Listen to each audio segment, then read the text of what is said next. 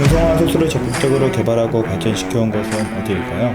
바로 미국이네요. 그 이유는 유기동물의 개체수 조절에 있었다고 하는데요. 미국의 안락사 건수가 1970년대 연간 1000만 마리가 넘어섰는데 2000년대에는 약 200만 마리로 감소됐다고 해요. 거의 80% 가까이 줄어들었다고 볼 수 있는 거죠.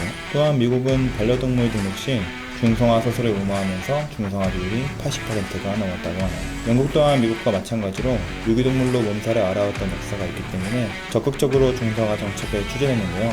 광견병 예방을 목적으로 유기동물에 대한 관리를 시작하면서 여러 시행착오 끝에 전국적으로 동물등록제를 시행하고 중성화를 장려하는 정책을 추진하고 있습니다. 영국 반려견의 중성화 비율은 68%이고 반려묘는 88%라고 하네요. 중성화를 반려인의 선택에 맡기는 국가도 있어요. 덴마크가 그러한 경우인데요. 동물 수의사 협회에서 반려인이 중성화를 제대로 선택할 수 있게 중성화의 장단점을 작은 책자로 만들어 배포했는데요. 수의사와의 상담을 통해 최종 결정을 해야 하지만 반려인이 최선의 선택을 할 수 있도록 돕는 점이 매우 인상적이네요. 반면에 독일이나 스웨덴에서는 중성화가 불법이라고 해요. 오래된 동물보호 역사를 가진 독일은 정부에서 강력한 법률을 제정하여 운영하고 있는데요. 판매업과 번식업의 관리가 엄격하기 때문에 펫숍이나 애견숍 같은 것이 없고 입양하면 세금을 내야 된다고 하네요. 그 결과 유기견이 거의 발생하지 않는다고 해요. 물론 예외도 있는데요. 치료 목적의 중성화는 수의사의 판단하에 허용되고 목회 정책으로 유기동물에게는 개체수 조절의 목적으로 시행한다고 하네요. 그래서 스웨덴의 암컷계의 중성화 비율은 7%,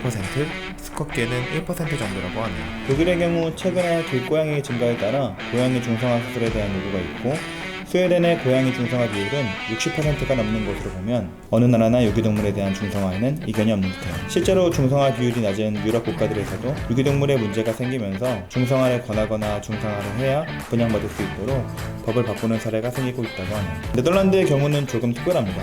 유기견의 숫자가 제로이기 때문인데요. 정말 대단하지 않나요? 네덜란드에서는 반려동물 보유세 정책으로 세금을 걷는 만큼 다양한 동물 복지 정책을 시행하고 있는데요. 국가 차원에서 중성화 수술 비용은 물론 건강검진이나 예방접종도 무료로 제공한다고 하는데 정말 좋네요. 네덜란드는 또 동물보호소 운영도 지원하기 때문에 독일과 마찬가지로 질병으로 인해 생명을 유지하기 어려운 특별한 경우가 아니면 안락사를 시행하지 않는다고 하네요. 그럼 이제 우리나라를 살펴볼까요? 우리가 반려동물을 본격적으로 실내에서 키우기 시작한 시기는 보통 2000년대 초반, 2002년 월드컵 때부터인데요.